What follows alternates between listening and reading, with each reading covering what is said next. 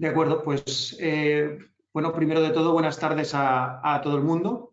Darles la bienvenida a este webinar que hemos organizado conjuntamente a las sociedades de SEF y ASEVIR.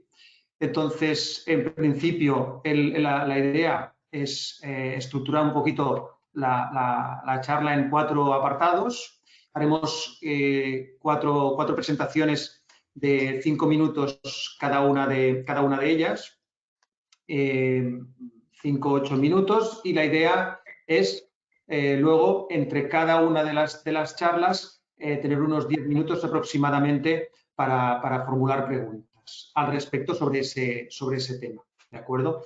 En principio, las charlas pues un poco irán en este orden. La primera será sobre aspectos clínicos, la segunda sobre embarazo y la infección por COVID-19. La tercera charla irá un poquito más sobre los aspectos de bioseguridad y la cuarta charla irá más relacionada con aspectos más de laboratorio, manejo de gametos en esta era que estamos viviendo nosotros de esta pandemia por COVID-19. Estábamos esperando a ver si Irene se incorpora como moderadora, Irene Cuevas. Mientras tanto, si no, pues yo lo que iré es haciendo una pequeña introducción al motivo por el cual hemos decidido hacer este tipo de webinar. Voy a ver si puedo mostrarles mi pantalla.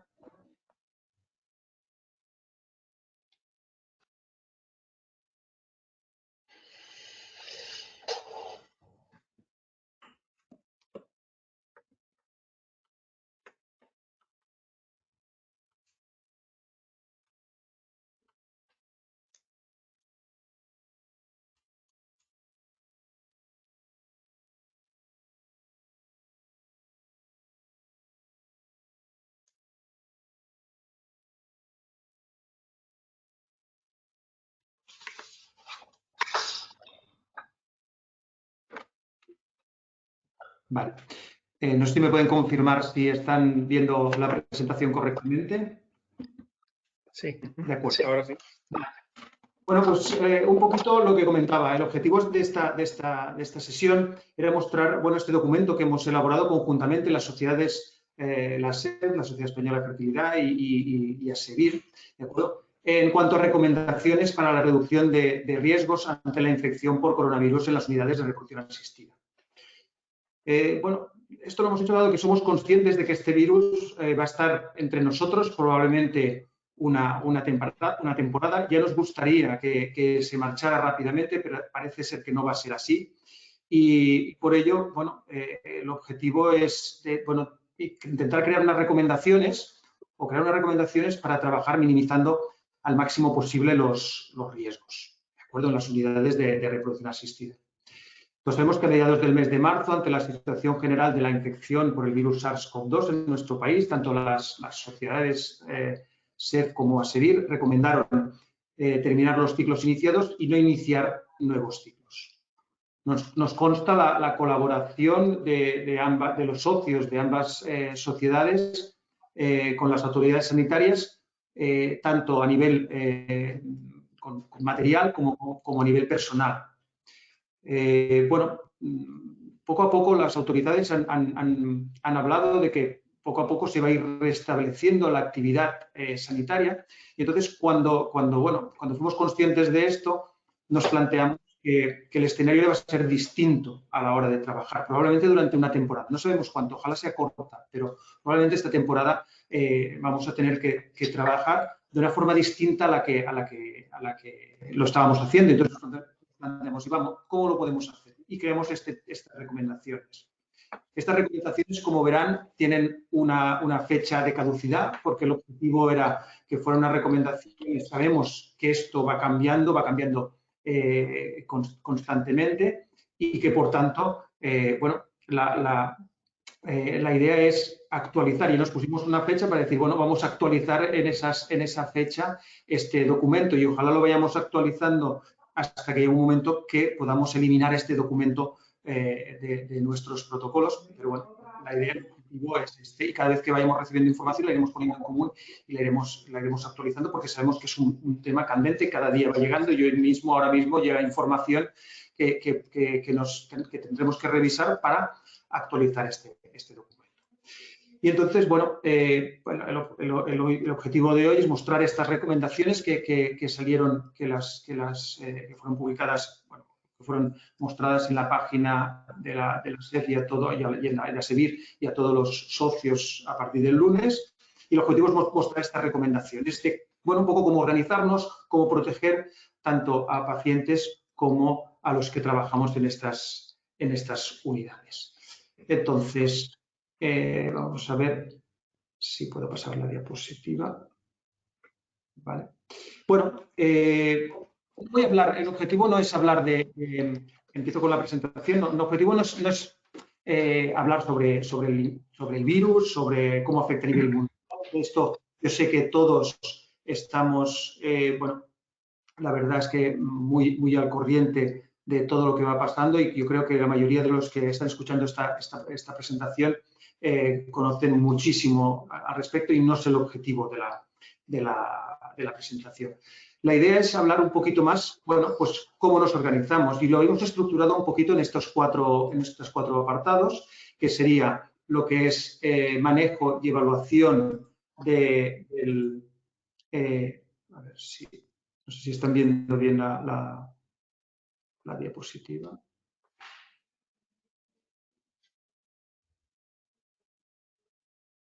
Vale. Manejo y evaluación de pacientes, acompañantes y donantes, recomendaciones de bioseguridad para cultivo y almacenamiento de gametos y embriones, proteger la salud del personal que trabajamos en un centro y la información a las pacientes sobre las medidas que deben seguirse. ¿Vale? A ver, tengo un problema para pasar la presentación. ¿Vale? Entonces, en cuanto al manejo y evaluación de pacientes, acompañantes y donantes. Bueno, medidas que son bastante... Dani, pon la presentación en pantalla completa. Vale.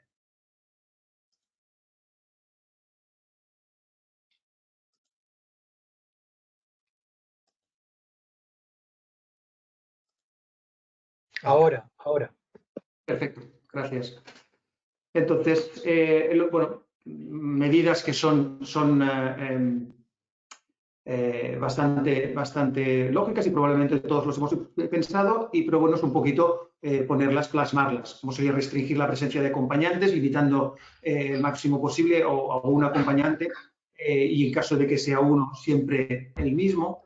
Fomentar lo que es la comunicación no presencial, utilizar diferentes vías de comunicación, pues por videoconferencia, por teléfono, o evitar sistemas para que los pacientes, utilizar sistemas para que los pacientes nos envíen todo lo que sea el máximo posible, evitar los papeles, dar instrucciones sobre las medidas de higiene que tenemos que utilizar en los centros y instrucciones sobre las medidas que se utilizan para los pacientes fuera de los centros.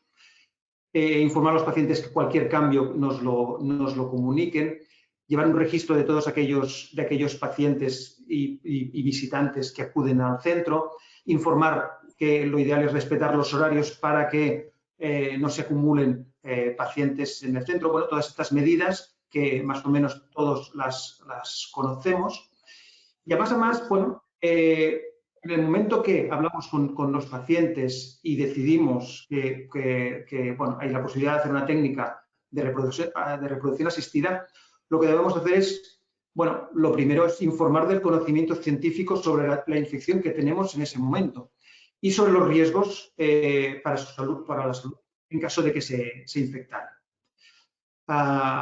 Todo esto que hemos informado debe acordarse y reflejarse en la historia clínica y en el consentimiento informado. Hemos de dejar constancia especialmente de que hemos hablado de los riesgos específicos y de las advertencias realizadas sobre las medidas de protección que son aconsejadas tanto durante el procedimiento como después, una vez aquella aquella paciente haya quedado embarazada, porque puede perfectamente tener el riesgo de infectarse durante el embarazo y, por tanto, no es solamente durante ese proceso de la estimulación o de la preparación endometrial.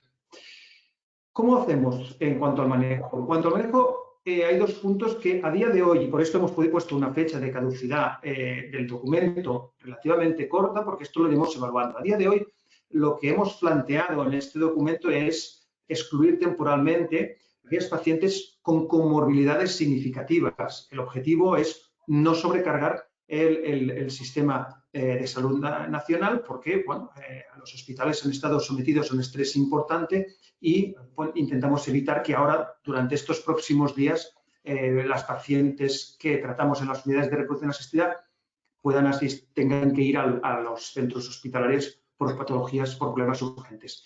Y otro punto que hemos incluido es que, bueno, cada centro, esto lo hemos comentado un poquito en el documento, sí, cada centro deberá crear sus protocolos para excluir temporalmente aquellas donantes de gametos que tengan la infección por SARS-CoV-2. Hay dos formas para evaluar a los pacientes. Una es la utilización de síntomas y entrevista clínica orientada, y la otra sería el uso de pruebas objetivas para el cribado sistemático a todos los pacientes, ¿vale?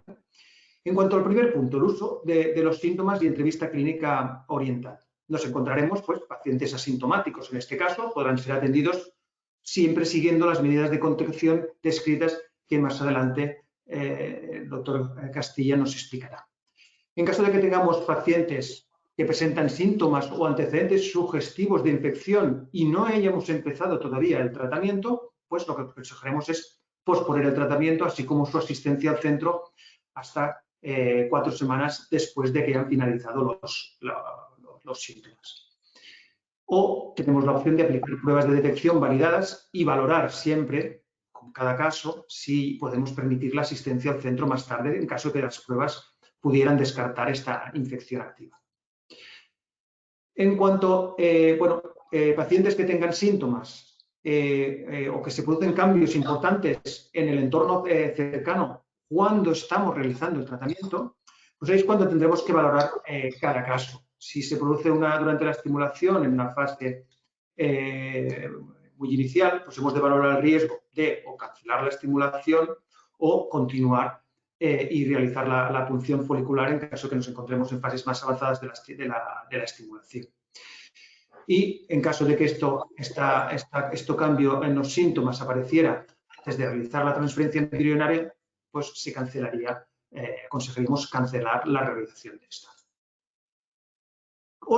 Hemos hablado, utilización de síntomas, la otra, la utilización de pruebas objetivas. Si nosotros valoramos la opción de la utilización de pruebas objetivas para el cribado sistemático a todos los pacientes, para realizar esta prueba, una de las cosas que hemos puesto esta línea, una de las cosas que tenemos que tener en consideración es que el 10-20% de los pacientes son asintomáticos, por un lado, pero por otro lado hemos de valorar también la disponibilidad para realizar estas pruebas de cribado que pueden tener los distintos centros de España.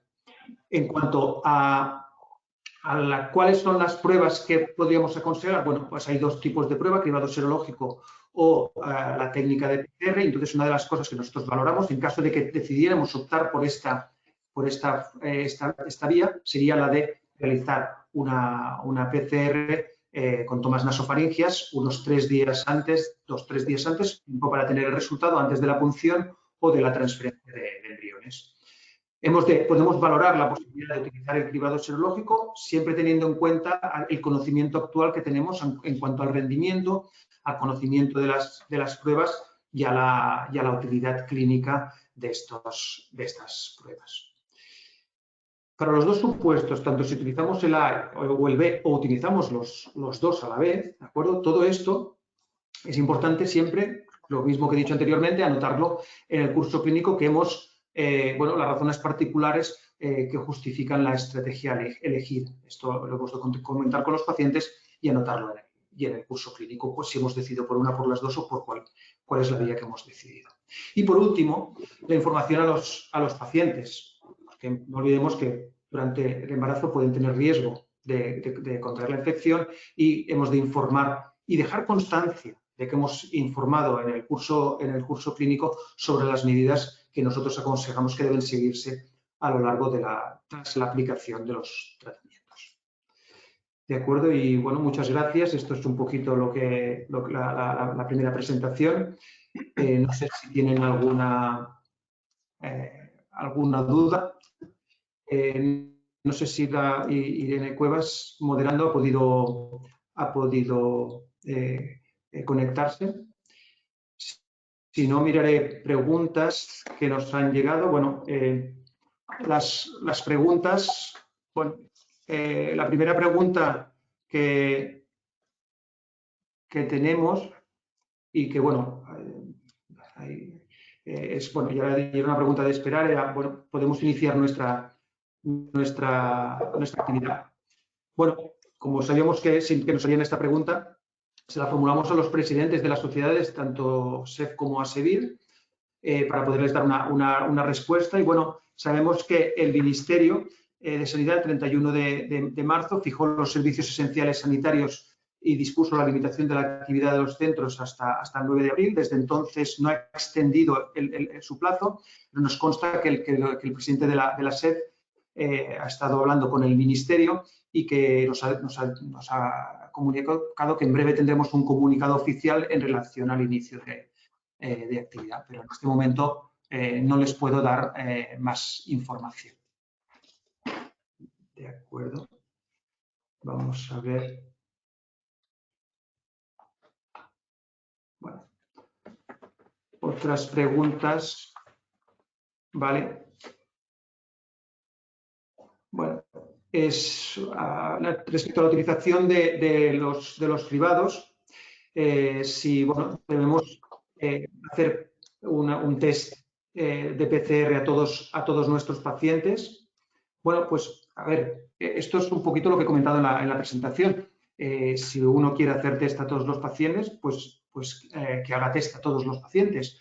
Evidentemente, pues estará sujeto a la disponibilidad de realizar los test, y si lo puede hacer, pues bien. Y si puede hacer las dos medidas, utilizar la sintomatología y utilizar los test, pues son herramientas que se pueden utilizar y que el documento las contempla, pero siempre hemos de tener en consideración esto, la disponibilidad, que no tenemos tampoco un test que sea 100% sensible en cuanto a los resultados. Por tanto, siempre hemos de ser conscientes de los test que estamos utilizando y del acceso que tenemos que tener a ellos, ¿vale? Por tanto, no hemos pensado que en el documento tuviéramos que establecer de forma obligatoria la utilización de estos test, pero evidentemente si quieren utilizar, se pueden utilizar.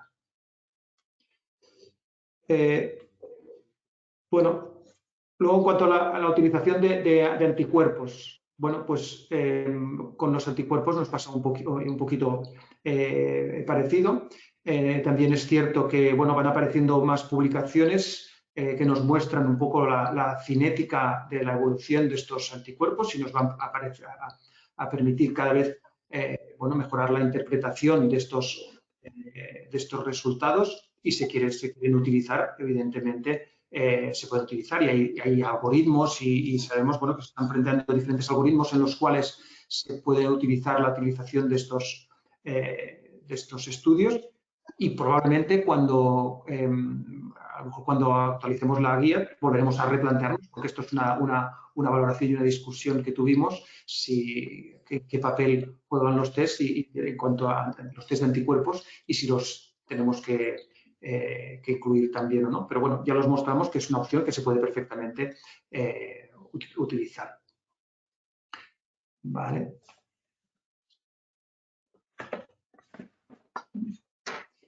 Entonces,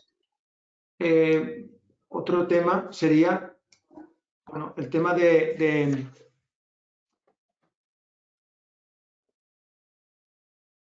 tema del orden, si le tenemos, perdón. Nada, decía buenas tardes, perdón por el retraso, el directo, problemas técnicos, lo siento mucho, Veo que habéis empezado, seguro que la dinámica está fluyendo perfectamente. Continúa, Dani, por favor. Vale. Bueno, no, básicamente un poquito en el tema que nos quedaba, ya habíamos hecho la presentación y ahora estamos un poquito ya finalizando un poco con las preguntas porque creo que ya debería empezar con la segunda charla. Un poco si debemos de hacer estudio PCR sistemáticamente a todos los hombres. Bueno, aquí pasa lo mismo, hemos de ser conscientes que el hombre convive con la mujer a la que le estamos haciendo el tratamiento. Por los estudios que hemos revisado, pero evidentemente, como vamos viendo, cada día van apareciendo estudios nuevos y esto nos obliga a irlo mirando día a día, pero por los estudios que hemos revisado no parece que se pueda detectar una PCR positiva en semen o en biopsia testicular. Otro tema sería otros aspectos de posibilidades, vías de transmisión al espermatozoide, que esto seguramente Nicolás Prados nos hablará o puede comentarlo después, pero a día de hoy con los estudios no pensamos que haya evidencia de que puede haber una transmisión sexual a través del espermatozoide y por tanto de forma obligada no sería necesario hacer este estudio a todos los varones. Otra cosa es que los queramos hacer el test. Evidentemente podemos hacerlo para controlar el entorno de esta paciente, pero claro, todo esto siempre sujeto a la disponibilidad de hacer los test. Por eso no lo hemos establecido como que se debe hacer de forma obligatoria. ¿De acuerdo? Pues bueno, Irene, no sé si quieres, quizá ya damos paso a la segunda charla porque creo que me he extendido un poquito más de lo previsto.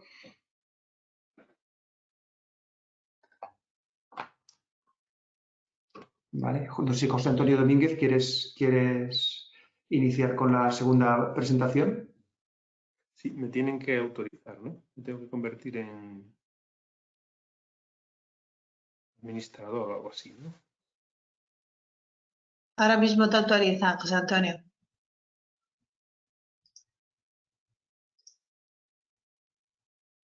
¿Ya está?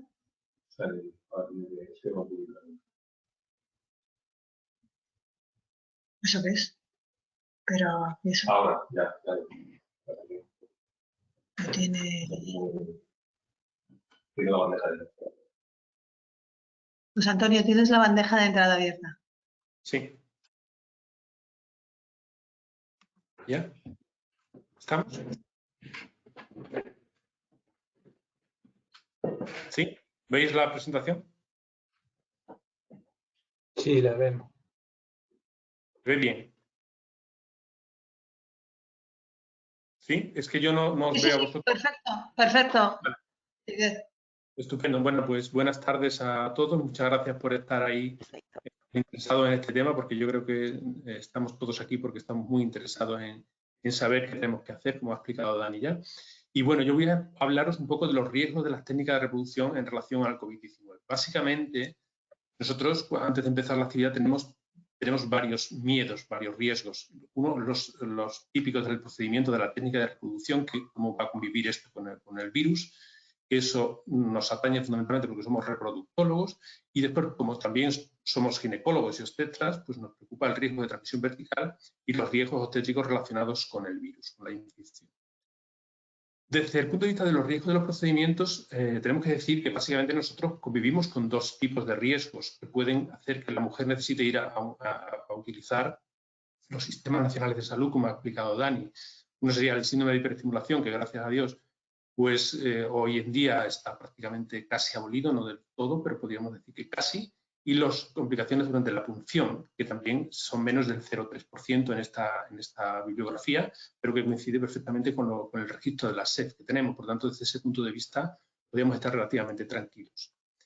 La R dice que si hay algún tipo si hay alguna posibilidad de que se produzca una contaminación de gametos o de embriones, desde luego es mínima, sobre todo basándose en las estrategias de funcionamiento de los laboratorios. Aparte, además, la membrana pelúcida del ovocito parece que tiene un efecto protector para el ovocito y para el embrión que ha sido fecundado con una CIF clásica. Por tanto, también desde ese punto de vista podríamos estar relativamente tranquilos, aunque Nicolás nos hablará un poco más de ello en su charla. Desde el punto de vista de los riesgos de transmisión vertical hay un montón de estudios, un montón de artículos. Vamos a mencionar algunos porque son un poco prevalentes. Este era el más grande publicado hasta la fecha, que fue hace 10 días. Eran 108 embarazos de varios países recogidos y lo que se ve es que la mayoría de las mujeres que se han cogido la infección se han cogido en el tercer trimestre, por lo menos en esta serie, y de 22 mujeres que se lo cogieron en el primer trimestre se recuperaron fácilmente sin ningún problema, pero todavía no tenemos esos datos. No sabemos qué va a pasar con esos niños, si van a ser niños saludables o no, aunque lo previsible sería que sí, porque no tenemos comunicaciones de que haya habido ninguna alteración desde el punto de vista de diagnóstico prenatal, o por lo menos si la ha habido no está comunicada. Este otro artículo es muy interesante, son 10 recién nacidos de 9 madres, porque había un gemelar. A todos se le hizo PCR nasofaringea y fue negativa, eran mujeres con caso positivo, con PCR positiva. Hubo un caso de una muerte perinatal, pero fue debido a un síndrome de distrés respiratorio agudo en la madre, con una muerte anteparto. Este otro estudio son 43 casos confirmados y ninguno de los recién nacidos tuvo PCR positiva el primer día de nacimiento. Este está muy bien hecho, son 9 mujeres que tienen una neumonía aguda por SARS y se les hace una PCR al líquido amniótico, a la sangre del cordón y al frotifaringio neonatal. Y en ninguna de las muestras se encontró, de los 6 recién nacidos que se estudiaron, que hubiera virus. Además, tampoco se encontró en la leche materna. Y este estudio es parecido, aquí sí se detectaron algunos niños recién nacidos, 3 de 33 que se cogieron y tuvieron neumonía y fiebre. Las 3 PCR después se negativizaron rápidamente en 7 o 10 días y esto es una cosa constante en casi todos los casos comunicados y los 3 evolucionan favorablemente. Pero hay algunos datos que nos hacen dudar. Por ejemplo, esta publicación de Seng que encuentra 2 recién nacidos con IgM elevadas, con IgG negativa y con IPCR negativa. Si la IgM no atraviesa la placenta, ¿de dónde procede? Y un caso parecido también publica Don. Pero aquí aparece una duda. La duda es, ¿puede ser un falso negativo o un falso positivo de la IgM porque tiene una sensibilidad de un 70%, aunque una especificidad buena? En cualquier caso, los 3 niños evolucionaron bien, sin síntomas. Y otro artículo que merece la pena mencionar es este de Palacini, que analiza 64 embarazadas infectadas. Y de esas 74 casos, 2 recién nacidos tienen la PCR positiva en frote faríngeo al nacimiento y los anticuerpos negativos, y fue inmediatamente después del nacimiento, y 3 tienen IgG y IgM porque se evaluaban conjuntamente elevadas, pero la PCR nasofaringea era negativa, o sea, son parecidas a los casos anteriores.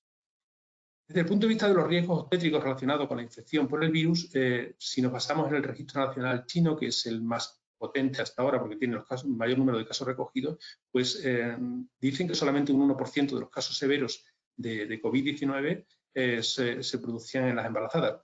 Pero al analizar un poco los casos, nos encontramos, analizar los casos de mujeres que han estado en UCI y que han tenido complicaciones más o menos importantes, pues vemos que el perfil de estas pacientes es bastante preocupante, porque, por ejemplo, esta paciente en gris son 38 años, índice de masa corporal 38, diabetes gestacional mal controlada, colestasis intrahepática, y aún así, en 4 días se fue a casa sin complicaciones. La otra mujer son 37 años, índice de masa corporal de 47, 37 semanas, hipertensión crónica, asma, diabetes mellitus tipo 2, es decir, probablemente, y esto está contemplado también en el documento, habrá que seleccionar a qué pacientes hay que hacer un tratamiento de reproducción siempre, pero especialmente en estas circunstancias.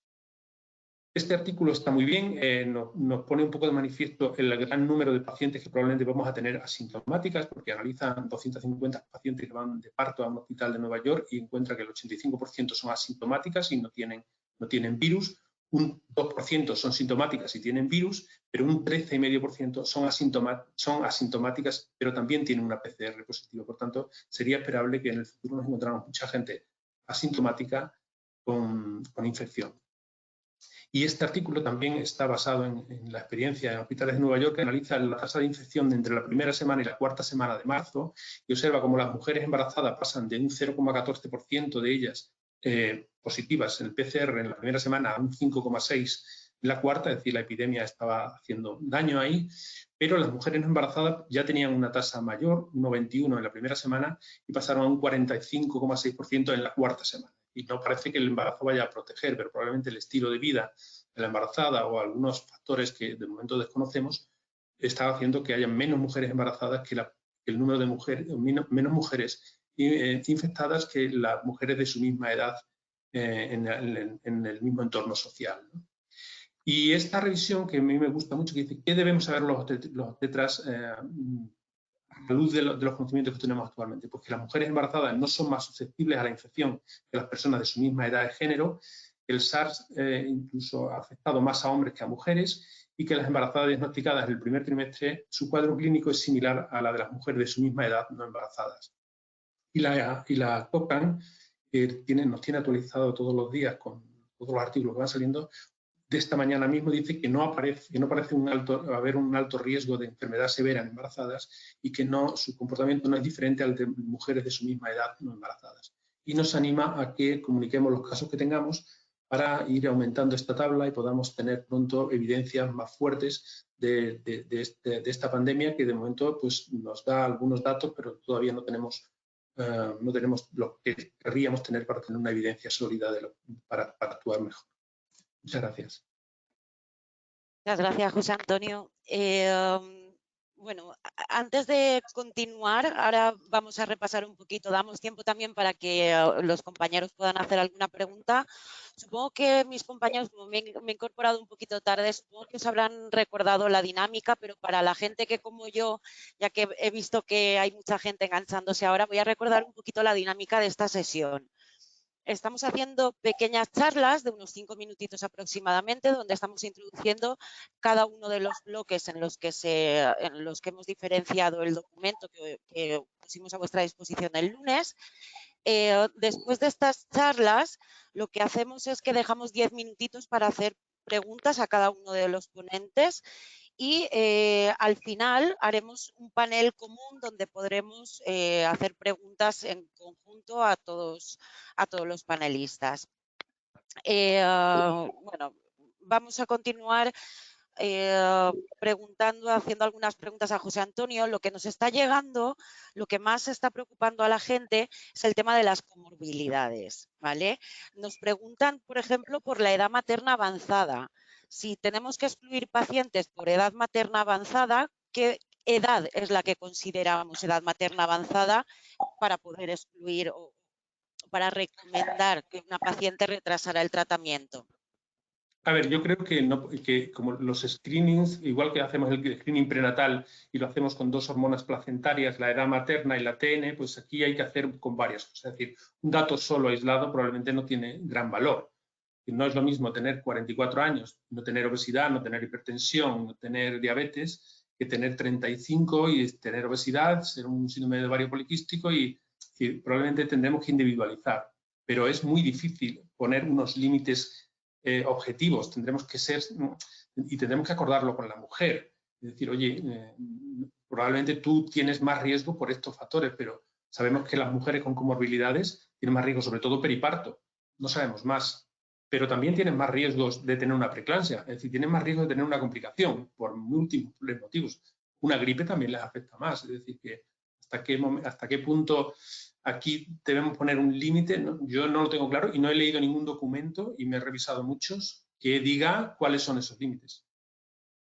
Pero habéis visto claramente que los 2 casos que he puesto son extremos totalmente, es decir, son mujeres muy graves, pero ambas con una obesidad mórbida. Es que con diabetes, con hipertensión.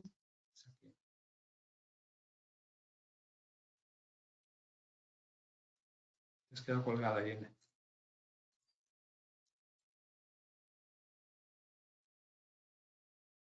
Yo no puedo ver las preguntas, no sé por qué.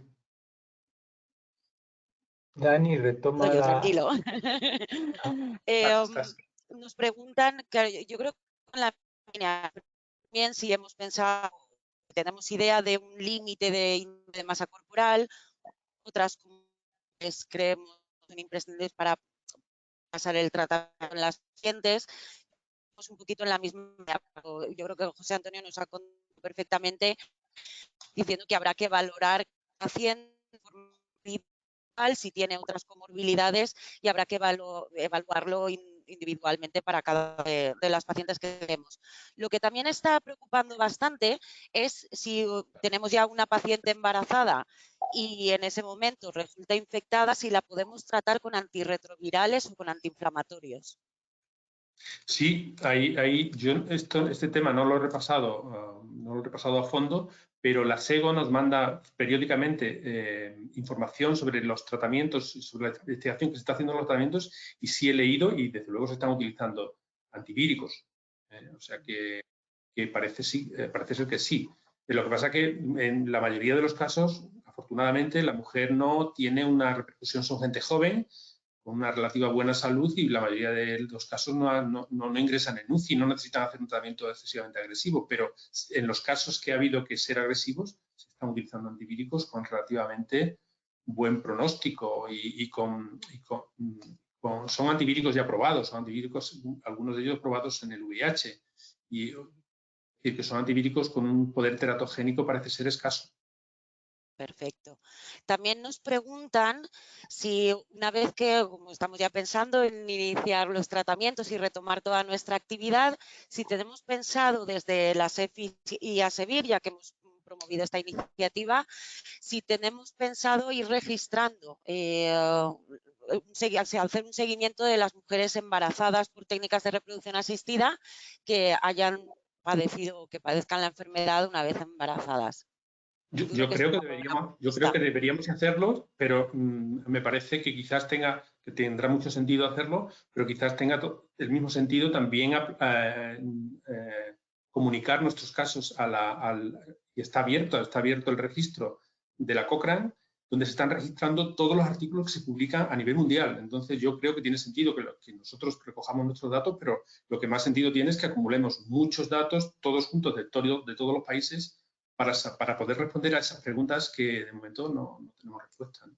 Exacto. De hecho, la R sí que tuvo esta iniciativa desde el principio y hay un registro, lo digo por si tenéis de las últimas que hicimos en el mes de marzo, si habéis tenido la mala suerte de que alguna paciente haya contraído la enfermedad pues después de nuestro tratamiento y una vez embarazada por técnicas de reproducción asistida, ese registro ya está disponible en la página de la R, pero yo creo que nosotros también comenzaremos a registrarlo. Antes de finalizar este bloque, hay algo que enlaza también con la charla de Dani y que está preocupando bastante y nos están preguntando con bastante insistencia, y es si todo esto que va a quedar registrado, si estamos haciendo algún tipo de consentimiento informado desde las sociedades, si es suficiente con informar a la paciente de que una vez embarazada puede tener más riesgos obstétricos o que puede afectar a su embarazo, si es suficiente con informar a la paciente y que quede registrado en la historia clínica o si debe entregarse toda esta información por escrito a la paciente para que quede constancia escrita. ¿Respondes tú, Dani? Cualquiera de los dos, Dani o José Antonio. Vale. ¿Dani? Sí. Vale. Sí, bueno, además esto es una recomendación que nos hizo Fernando Avellán, que todo esta información a día de hoy, con el conocimiento limitado que tenemos, lo ideal es que evidentemente informemos, consensuemos con el paciente, todo esto lo que hemos registrado en el curso clínico y hagamos constar en el consentimiento informado. Para ello, también, de las reuniones que hemos tenido con la Junta, hemos propuesto a ver si podíamos desde las sociedades crear algún tipo de anexo o algún tipo de documento que pudiéramos adjuntar o que pudiéramos crear. Esto es una cosa que podría ser aconsejable, si no cada centro puede proporcionar esta información en sus consentimientos a los pacientes. Pero sería bueno que esta información quedara en el curso clínico y quedara anotada de alguna forma en el consentimiento, conforme hemos hablado y hemos consensuado cuál es el conocimiento que tenemos a día de hoy y que continuamos adelante con el procedimiento. Perfecto. Bueno, pues yo creo que vamos a avanzar con la siguiente charla porque ya nos están empezando a hacer algunas preguntas. Volveremos luego, si queréis, con la parte de José Antonio, que ha quedado alguna pregunta en el tintero, la discutiremos luego en grupo.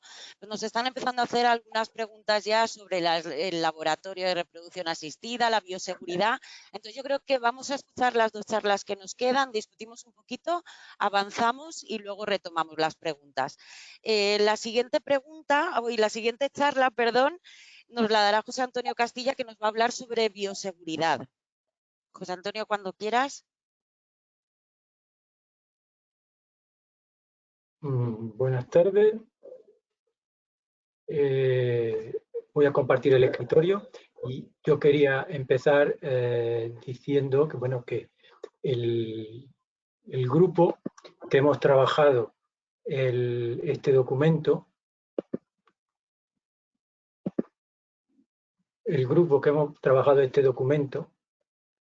teníamos el objetivo, vamos hacia atrás, aquí. Este es el grupo que hemos trabajado el documento, los que estamos aquí presentes en esta sesión, y hay que nombrar también a Beatriz González de Bustamante y a Belén.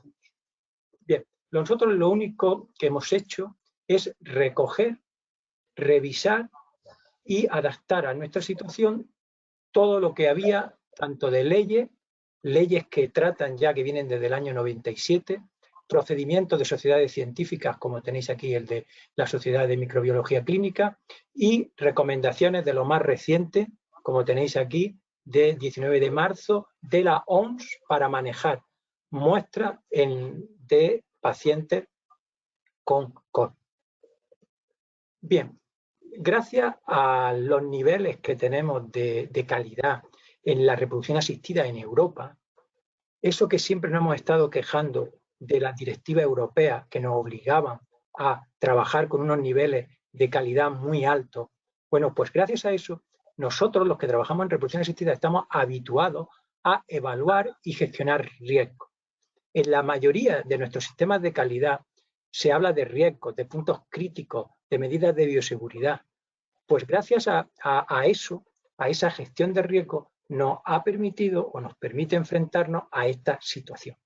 Cuando uno se enfrenta a un agente biológico, lo primero que tiene que hacer es clasificarlo. Y el coronavirus está clasificado como agente biológico de tipo 2. Para este agente biológico, para tratar a pacientes con este tipo de agentes, bueno, pues nosotros estamos bastante acostumbrados porque tratamos en nuestros centros a otros pacientes que tienen estos agentes biológicos, como son los de VIH, hepatitis B, hepatitis C. Pues bien, según la actividad que vayamos a realizar con estos pacientes y con su material biológico, nosotros vamos a tener que utilizar unos niveles de contención de bioseguridad. Si lo que vamos a hacer con esos pacientes o con ese material biológico de esos pacientes son procedimientos habituales, y cuando decimos procedimientos habituales estamos hablando de procedimientos que generan que no generan aerosoles o que generan aerosoles con baja intensidad, como por ejemplo puede ser la centrifugación, o cuando estamos decantando un líquido folicular en una placa Petri, que puede haber alguna salpicadura. Para esos procedimientos necesitamos un nivel de contención de seguridad de nivel 2. En cambio, si lo que fuéramos a hacer es concentrar el virus, cultivar el virus, que creciera el virus, entonces necesitaríamos un nivel de contención 3. Lo que está claro es que nosotros en ningún momento vamos a hacer esto. Luego, no necesitamos esos niveles de bioseguridad. Nosotros lo que necesitamos son niveles de contención de nivel 2, los cuales estamos habituados en el laboratorio. Y ahora lo vamos a comentar. Como hemos comentado, el nivel de contención que yo pongo depende del agente, que es tipo 2, y de la actividad que yo haga. Según la actividad que yo haga, tendré que poner unos niveles. Definamos esa actividad. Bueno, pues hay actividades de bajo riesgo, de baja probabilidad de exposición, como son las actividades que hace el personal administrativo, el facultativo que está separado por una mesa y está en una consulta. Luego hay otro grupo de actividades que son las exposiciones de bajo riesgo, que son aquellas en las cuales nosotros tenemos contacto estrecho con personas asintomáticas. Es decir, en una punción folicular nosotros estamos teniendo un contacto estrecho con una paciente, pero tenemos que tener en cuenta que esta paciente es asintomática porque le hemos hecho o bien nuestras PCR o bien le hemos hecho una entrevista clínica orientada y hemos mirado si tiene fiebre o no tiene fiebre. Luego estamos tratando con personas asintomáticas con contacto estrecho. Pues eso son exposiciones de bajo riesgo. Lo mismo que todo el material biológico de pacientes que son personas asintomáticas. ¿De acuerdo? ¿Por qué tenemos que tener cuidado si son asintomáticas? Bueno, porque lo acaba de decir el anterior ponente, José Antonio Domínguez.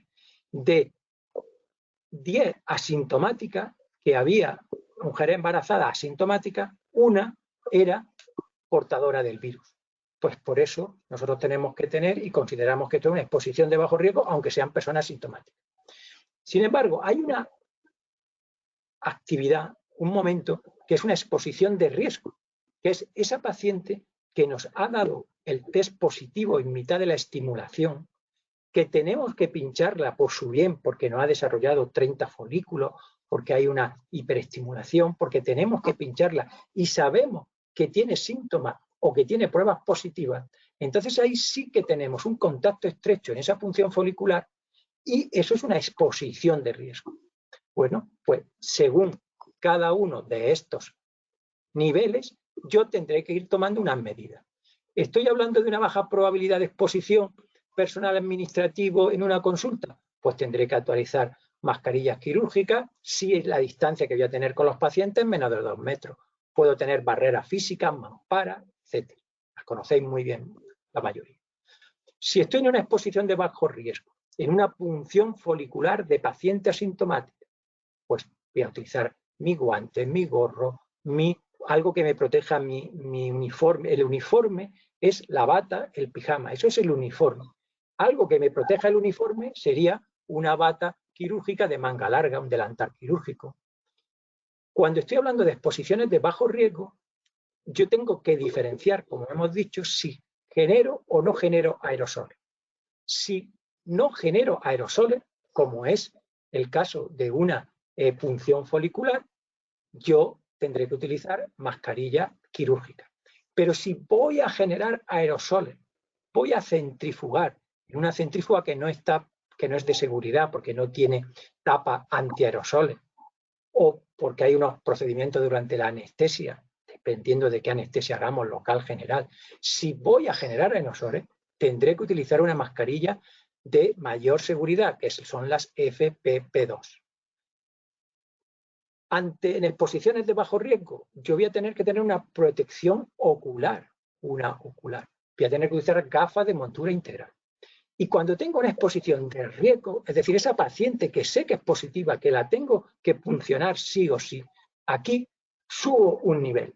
Aquí tendré que protegerme con mi delantal quirúrgico, manga larga, mi mascarilla FFP2 para todo el personal y la protección ocular tendrá que ser pantalla facial.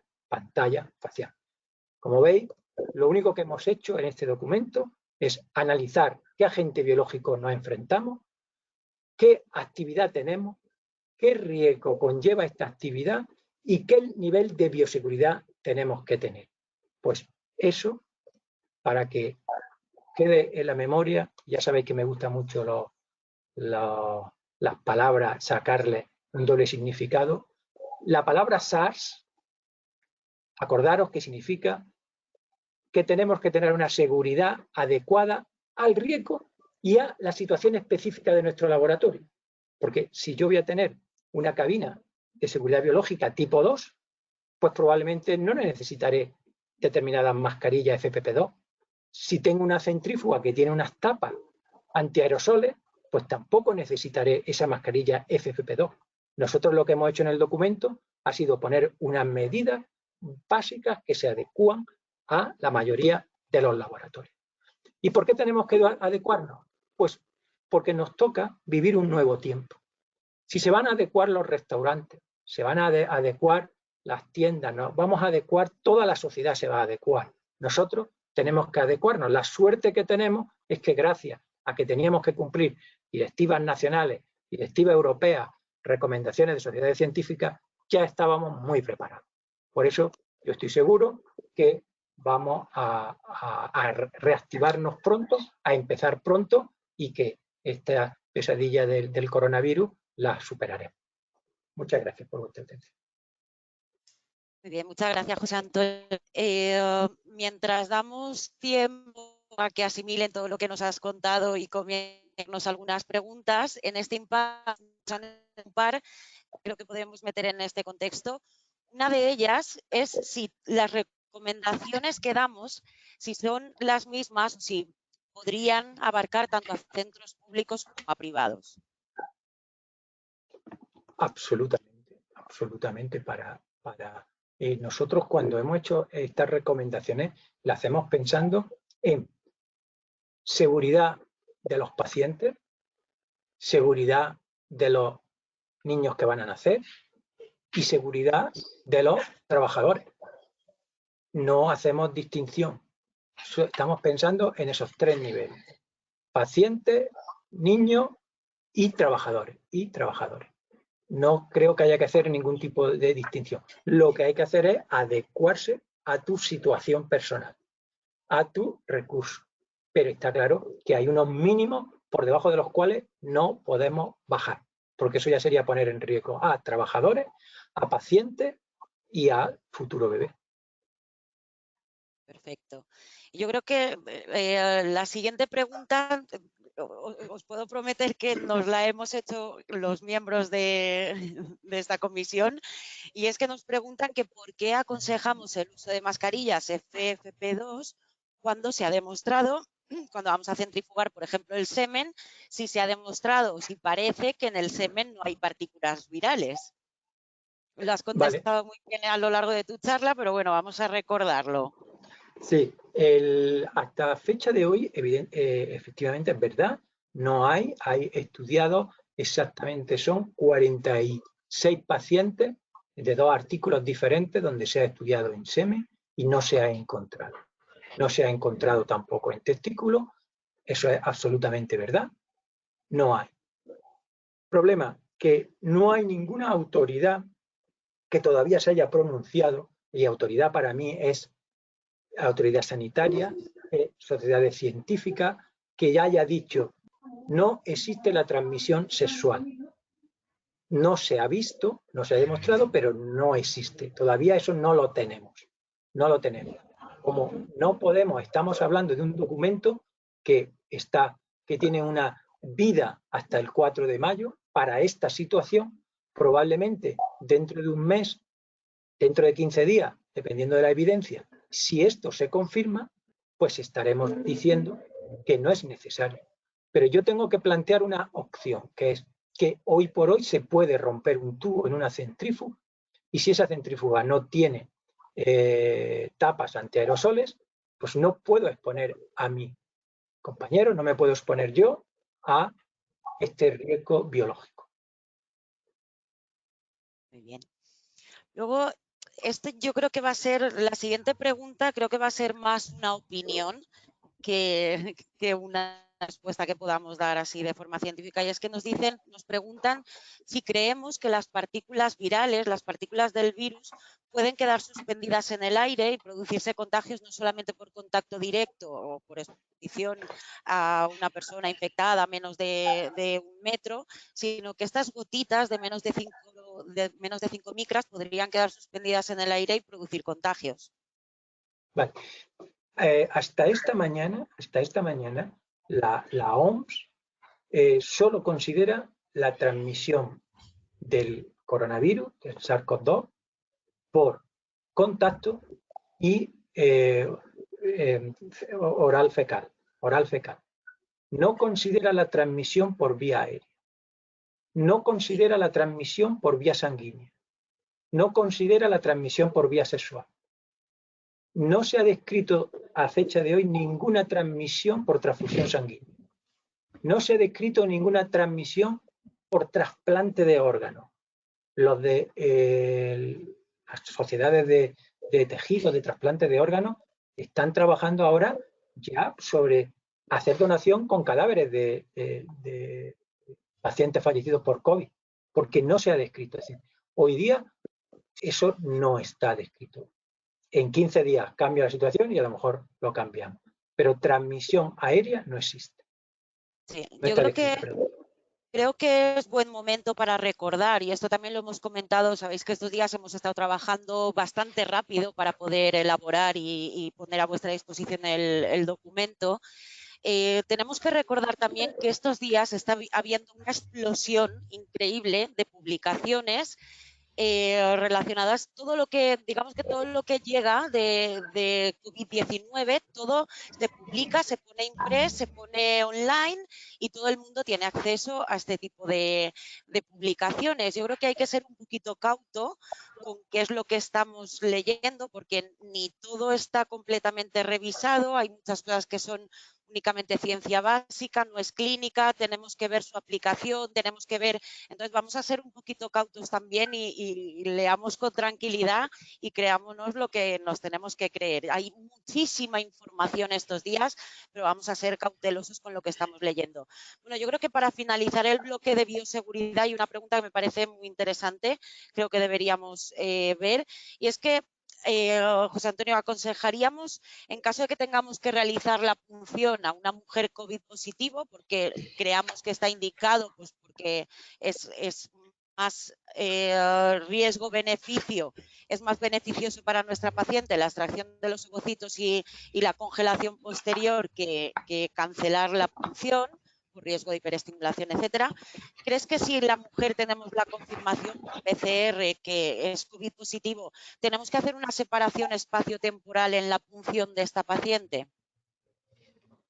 Bueno, nosotros los que trabajamos habituados con pacientes VIH, con hepatitis, este tipo de pacientes lo que hacemos siempre es programarla para la última paciente, para la última punción del día, porque conlleva una limpieza más en profundidad que las otras.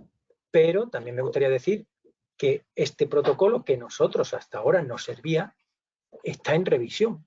Nosotros este fin de semana hemos quedado para empezar a cambiar nuestros protocolos de actuación. ¿Por qué?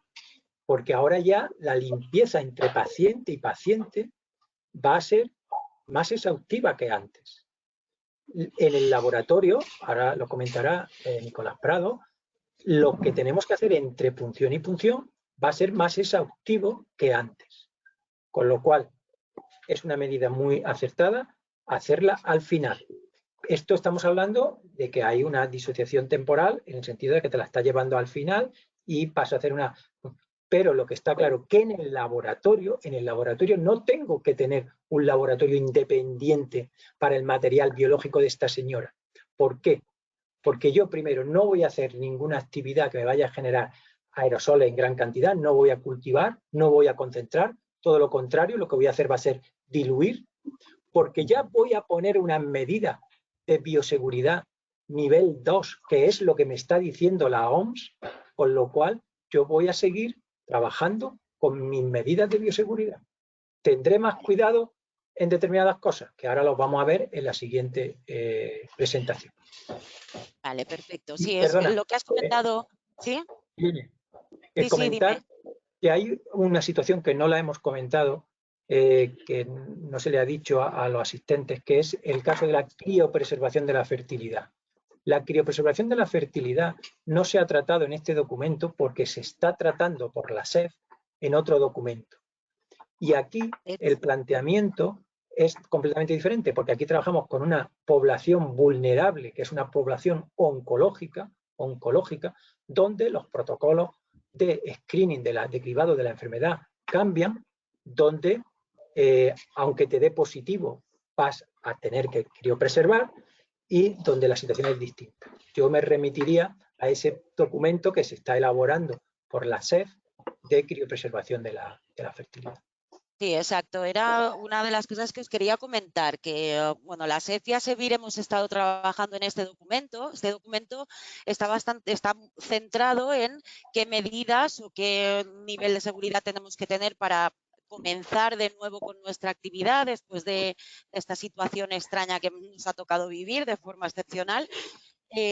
Pero es cierto que no es el único documento que se está trabajando desde las sociedades científicas. Como comenta ahora José Antonio Castilla, el grupo de pacientes de preservación de la fertilidad por motivos oncológicos son un grupo de pacientes muy especial, son pacientes inmunodeprimidas, entonces hay que tratarlas evidentemente de forma diferente. Entonces, el grupo de preservación de la fertilidad de la SEF, que ha coordinado los Manau, está trabajando en este documento. Muy prontito se reunieron este lunes han tenido en cuenta nuestro documento y en breve tendréis a vuestra disposición cómo tenemos que manejar este tipo de pacientes. Pero aparte también hay otras pacientes que también nos interesan mucho, que son los donantes de ovocitos, donantes de semen. ¿Qué tenemos que hacer con ellos? Tenemos que hacerles test diferentes. Pues también el grupo de donación de la SEF, que en este caso coordina José Antonio Castilla, que aquí lo tenemos, se van a reunir el próximo miércoles y también nos darán las recomendaciones para este grupo específico de pacientes. O también dentro de ASEVIR, el grupo de calidad, se está generando un cuadernillo de recursos físicos y humanos coordinado por mi compañera queridísima Carla Olmedo, y también han tenido que reorganizar todo para incorporar todo lo relacionado con COVID a este cuadernillo que estaban elaborando. Entonces, yo creo que las dos sociedades no solo nos hemos movido con este documento, sino que todo está rodando para que cada grupo específico de pacientes o cada pequeña parcela se pueda definir correctamente y sepamos todos qué es lo que tenemos que hacer. Esto era un punto de partida para poder arrancar y luego iremos viendo las pequeñas parcelitas, porque ya os digo, desde las dos sociedades se está trabajando mucho en ello. Bueno, vamos a ir a la siguiente charla, porque están entrando ya un montón de preguntas relacionadas con el laboratorio. Yo creo que Nicolás Prados nos da su charla, nos cuenta un poquito todo el tema del laboratorio y entramos en este tipo de preguntas. Cuando quieras, Nicolás. Hola, buenas tardes. Yo no voy a poner diapositivas y voy a intentar ser breve. Todos tenéis desde el lunes el documento y voy a intentar resumir lo más rápido posible para dar paso a las preguntas de los asistentes. Por cierto, creo que es una alegría, ¿no?, poder ver este poder de convocatoria. Tenemos 850 personas conectadas en este webinar que demuestra la fortaleza de las dos sociedades y de todo el mundo de la reproducción en España, aunque seguro también hay gente conectada de fuera de España, pero vamos, creo que demuestra el interés y nuestra fuerza. Muchos de los... Voy a recordar, porque yo iba a mencionar mucho de lo que ya ha comentado José Antonio Castilla.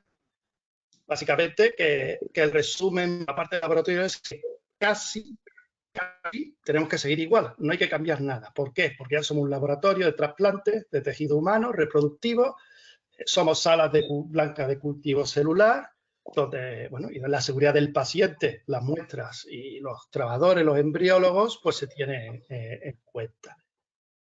Nos movemos con una serie de guías de buenas prácticas, desde las nacionales, como por ejemplo las recomendaciones de ASEVIR, de recursos y de los recursos humanos y psicolaboratorios, la buena práctica de la ESRE, el manual de bioseguridad de la OMS.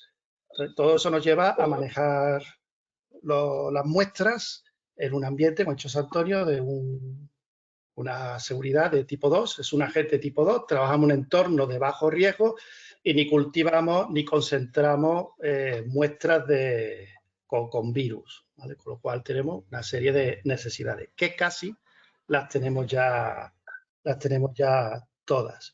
Una cosa también ha mencionado José Antonio muy importante, por ejemplo, es el manual de seguridad en teoría de OMS que se encuentra disponible desde ya antiguito, el 2005, la tercera edición, pero la cuarta edición, que no la he encontrado en la OMS, pero ya está circulando porque creo que está a punto de salir, mantiene más o menos los mismos esquemas, pero le da una gran prioridad durante todo el manual al análisis de riesgos y beneficios, que hay que continuamente hacerlo. No es una cosa absoluta de A, B, C y D. Siempre hay que analizar qué es lo que estamos haciendo y qué implicaciones tiene.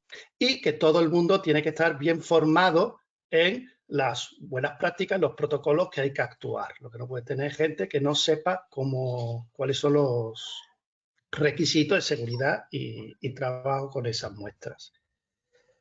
Recordad que nosotros, la gran mayoría de nuestras pacientes son sanas, no están enfermas por ningún virus, pero también tenemos incluso la experiencia de trabajar con pacientes que son seropositivas para HIV, hepatitis C, y sabemos perfectamente los protocolos las clínicas que manejan ese tipo de pacientes, incluso para el manejo con sus cabinas de seguridad biológica y el extra de seguridad que hace falta trabajar con ese tipo de muestras. O sea, que nada de esto nos viene a nosotros de nuevas. ¿Sobre qué puede entrar el laboratorio? Hay algo más de información, como ha comentado Antonio Castilla, sobre el varón. O sea, ya hay dos artículos con una serie de pacientes en los que no se ha encontrado virus. De lo que se ha descrito hace años de otros virus parecidos como el SARS, todos los problemas gonadales se deben a inflamación general,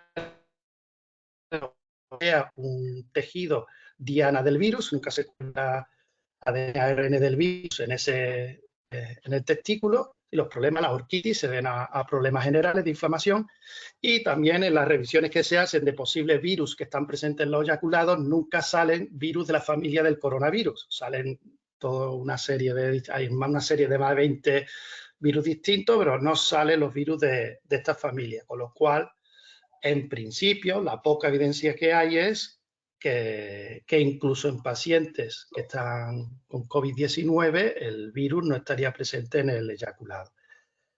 No hay datos sobre qué ocurre en el ovario, qué ocurre con el líquido folicular. Todo esto puede cambiar en días o semanas, pero todo lleva a pensar que tampoco, por el tipo de tejido, va a haber una alta concentración de virus o va a haber virus alguno en el líquido folicular. Además, el manejo del ovocito en laboratorio, el hecho del lavado en líquido folicular, el aislamiento del ovocito y su posterior decumulación, es un efecto de dilución y lavado de toda la posible carga viral que hipotéticamente hubiera de una paciente hipotéticamente asintomática, pero que esté infectada por el virus. Todo eso llevará a que los niveles de protección que nos estamos moviendo en el laboratorio ahora mismo son suficientes.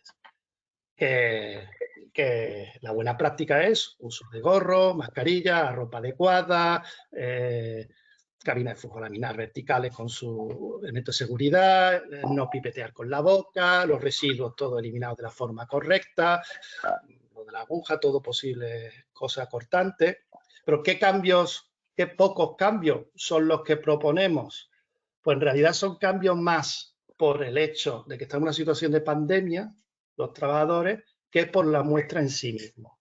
Es recordar el uso de gorro de mascarilla y guantes en todo momento, el cuidado, porque a lo mejor no podemos mantener la distancia de seguridad en el trabajo entre las personas y lo que tocamos con las manos, y en nuestro caso, en un laboratorio, como usamos mucho ópticas, lupas y microscopios, si se comparten, pues tiene que haber una limpieza, desinfección, entre el cambio de embriólogos que estén trabajando. Pero todo eso está más orientado a impedir que nos podamos infectar unos a otros de estos laboratorios que por un problema con las muestras. Las muestras, ya traen un entorno seguro para las muestras, ya de antes de llegar la pandemia.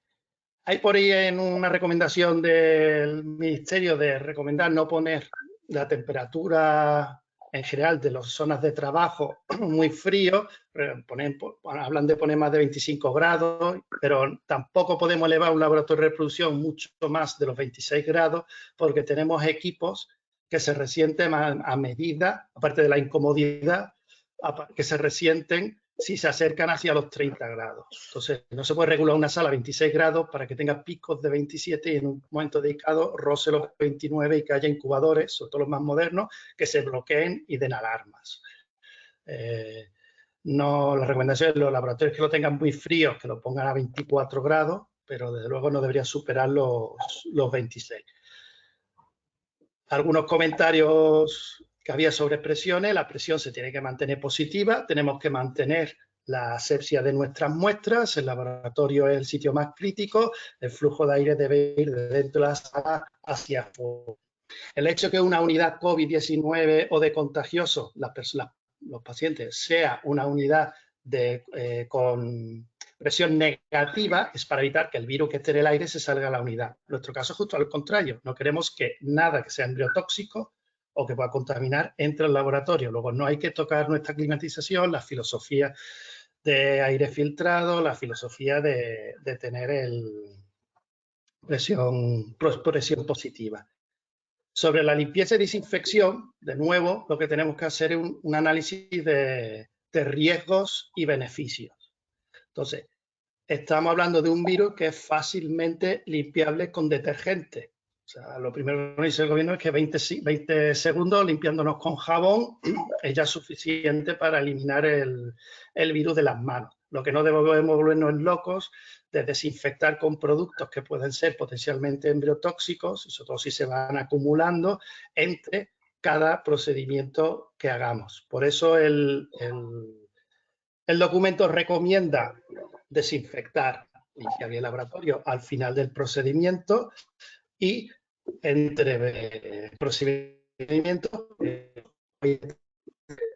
Y si hay que desinfectar, pues hay que lo evaluar cada laboratorio, puede utilizar alguno, la sal de amonio cuaternario, se puede usar los de cloro sin la lejía o algo o etanol al 70%. Pero siempre valorar que en realidad esto es más por nosotros, los trabajadores de laboratorio, que por el hecho de que las muestras estén generando aerosoles o posibles cosas que estén contaminando de unas pacientes a otras. Es decir, que básicamente casi trabajar casi igual que estábamos trabajando antes con las buenas prácticas de laboratorio. Sobre la criopreservación. Si las pacientes son asintomáticas, que en principio han pasado por su cribado, no son sospechosas de tener COVID, en principio las manejaremos exactamente igual a la hora de criopreservar el semen, ovocito o los embriones. Entonces ahí es... Ahora bien, como medida de precaución, porque no tenemos más información, si llega una paciente y es positiva o tiene COVID-19 y tenemos que preservar esos embriones o preservar esos ovocitos, pues en principio, como medida de precaución y a falta de más información, pues es utilizar los mismos principios y las mismas cautelas que una paciente que es HIV positiva. Probablemente, a lo mejor dentro de 2 meses, está claro que se puede manejar como cualquier otra paciente, o aparecen unas reglas de la autoridad competente que dice que necesitan bancos aparte. Como de momento no sabemos cuál es la situación exacta, pues lo más razonable es tratarlas como si fueran pacientes, las muestras HIV. Este sería probablemente la única precaución, el único cambio, la única cosa que haríamos con pacientes que son COVID-19 positivos.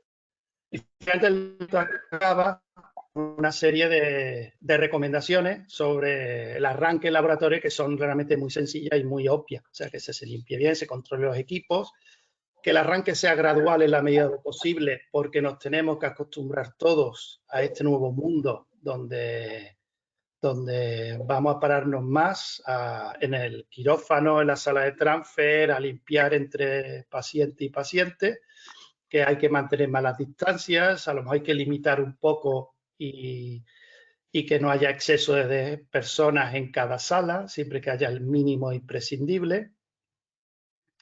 Y tenemos que estar preparados a que en cualquier momento, a lo mejor dentro de 2 meses, viene un repunte o dentro de 6 meses, con lo cual tenemos que estar acostumbrados a un escenario en el cual nos vamos a encontrar con puntualmente otra vez ciertas limitaciones al movimiento de pacientes, con lo cual lo de crear equipos reducidos para evitar que se infecte todo el personal clínica, vamos a tener que tener este chip antipandemia probablemente para los futuros años.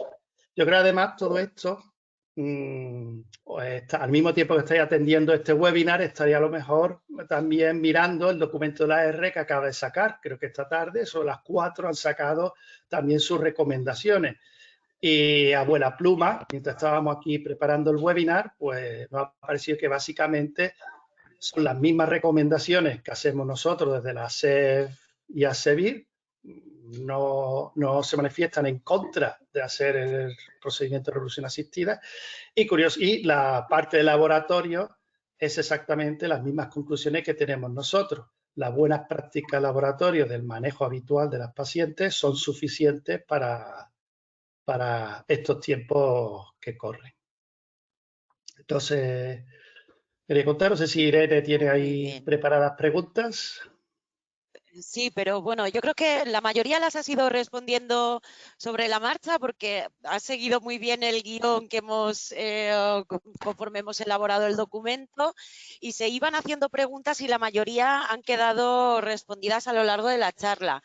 La gente nos insiste mucho con el tema de la vitrificación. Yo creo que es uno de los temas que más preocupa, si almacenar en contenedores separados o no almacenar en contenedores separados. Como nos has dicho perfectamente, mientras las autoridades sanitarias no nos digan lo contrario y con las evidencias que tenemos ahora, podemos almacenar en los mismos tanques embriones o material de pacientes COVID positivos y negativos. Hay una pregunta que me ha llamado la atención y es que nos preguntan que si al varón le hacemos una PCR y nos resulta, ¿aconsejaría un lavado seminal? Antes de congelar. O en Desde general. congelar, exacto. Hombre, Igual que antes de hacemos con los HIV, por ejemplo. Probablemente por precaución, pero en realidad no hay ningún indicio de que el eyaculado de un varón con COVID tenga partículas virales. O sea que en principio no haría falta, pero si el hecho de hacer un lavado antes de ponerle el quiroprotector ya estamos teóricamente diluyendo la posibilidad de que haya partículas virales, no es... No sé si José Antonio, que tiene también experiencia en criopreservación de... Sí. Cuando hacemos por lavado seminal entendemos hacer nuestro gradiente de densidad, nuestro SWINA y luego una detección de carga viral en el semen. En VIH, hepatitis B, hepatitis C lo hacemos porque se ha demostrado que el virus está en semen. Existe en semen, se ha demostrado. Todavía no está demostrado que exista en semen. Yo no haría en una criopreservación de la fertilidad una detección de un varón que diera PCR en nasofaringia positiva, detección de porque, primero, porque no tengo claro, bueno, porque no hay evidencia de que haya, y segundo, porque mi laboratorio del hospital no sé si tendría la técnica puesta a punto para detectar ese virus en el semen. Lo mismo que sí la tiene con los laboratorios que trabajamos habitualmente para VIH, para hepatitis C, para hepatitis B, tiene sus controles, tiene sus textos. Para COVID no es, hay que adaptar la técnica, hay que adaptar la técnica. Yo me refería al hecho de diluirlo, no a la prueba. Obviamente la prueba molecular sí, claro. Ahora mismo no tiene ningún sentido. No, claro. Yo lo congelaría. Y por supuesto, como has comentado tú, pajuelas de alta seguridad, CBS, el semen congelado, por supuesto. Vale, porque este tema también nos están preguntando bastante acerca de si recomendamos ahora comenzar a vitrificar en sistemas cerrados. Sabéis que la mayoría de los centros la vitrificación es en sistemas abiertos. Entonces, algunas sociedades científicas como la R está diciendo que hay que congelar en pajuelas de alta seguridad biológica, que si nosotros recomendamos, pues esto, vitrificar más en pajuelas de seguridad biológica, sistema cerrado frente abierto, en líquido, en vapor. Con todo esto hay un poquito estamos teniendo bastantes preguntas.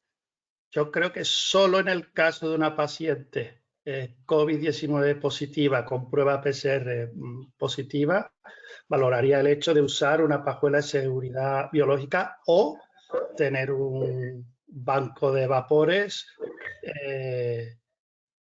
pero desde luego no a una paciente estándar en estos tiempos. O sea, esto sería solamente para una paciente que sé que es COVID-19 SARS positiva. Vale.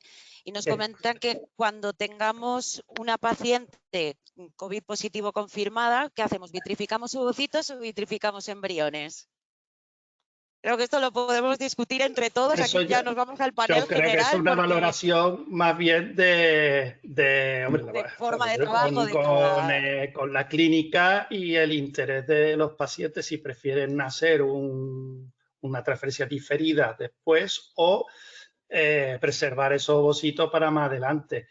Dependerá del caso, pero desde luego desde el punto de vista del laboratorio no hay ningún impedimento en hacer de una manera u otra. O sea, no va a haber ni más ni menos riesgos. O sea, para el laboratorio es una cuestión clínica.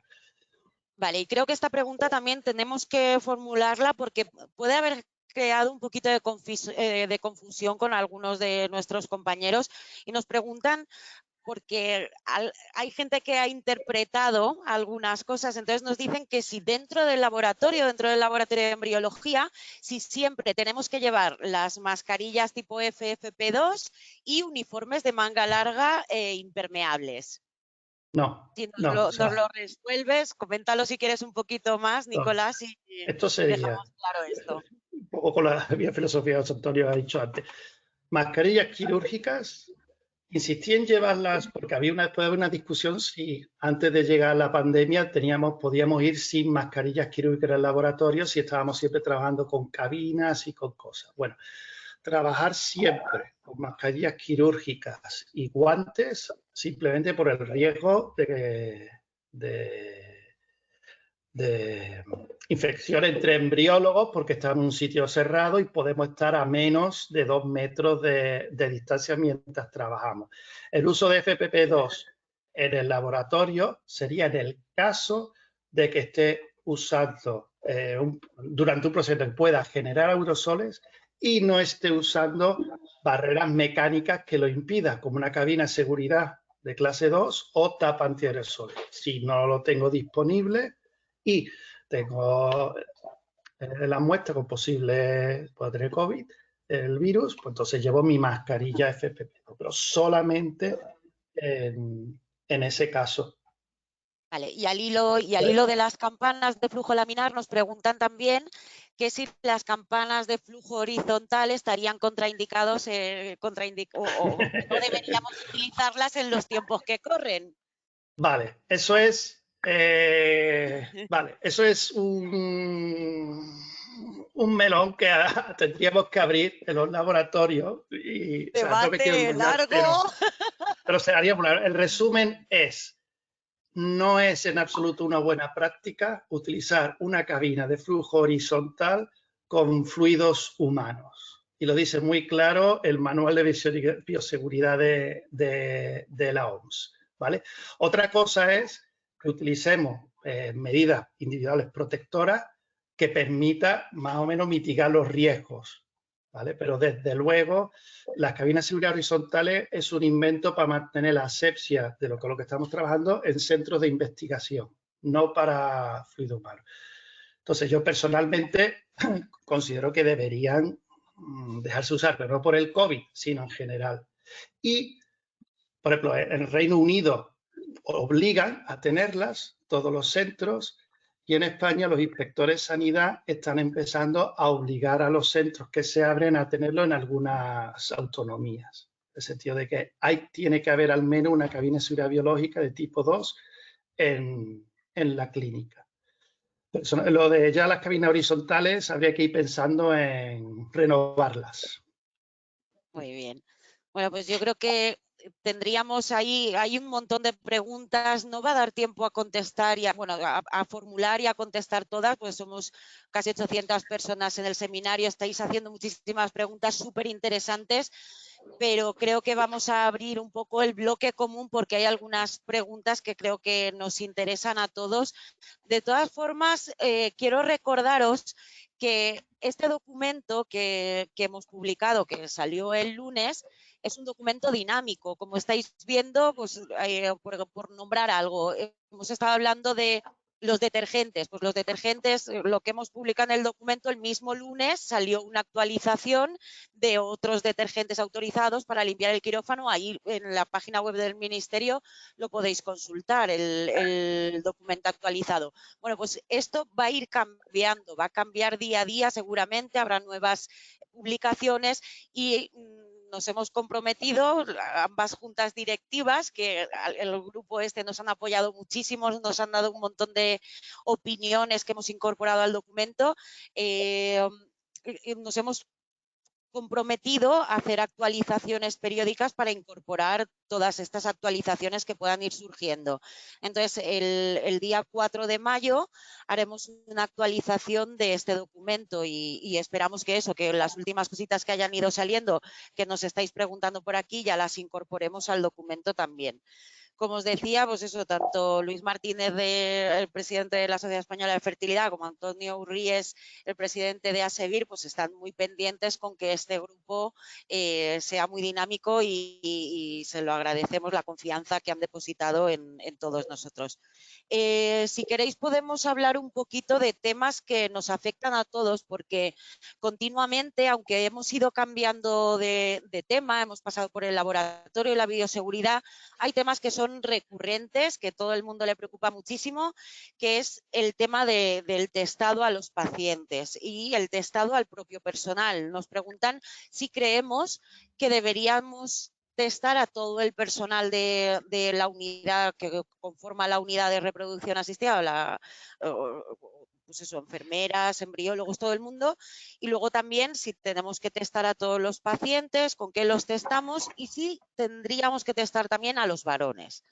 Creo que cuando me he incorporado yo, Dani estaba contestando algo de esto, pero como se ha vuelto a preguntar, creo que debemos dejar un escenario más o menos definido antes de cerrar esta sesión.